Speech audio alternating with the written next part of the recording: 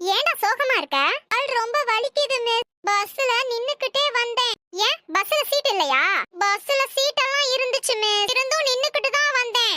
Seat இருந்தும் ஏன் நின்னுக்கிட்டு வந்த? எல்லா சீட்லயும் ஆளுங்க உட்கார்ந்து இருந்தாங்க. மூஞ்சிய பாரு. சரி சொல்லு, 5யும் 3யும் கூட்டினா எவ்வளவு வரும்? 5யும் 3யும் கூட்டினா தெரியல மிஸ். அட நமச்சி முட்டா பயலே, கடிமாட்டு பயலே, இதுக்கு கூட ஆன்சர் தெரியலன்னு மிஸ் கிட்ட சொல்ற?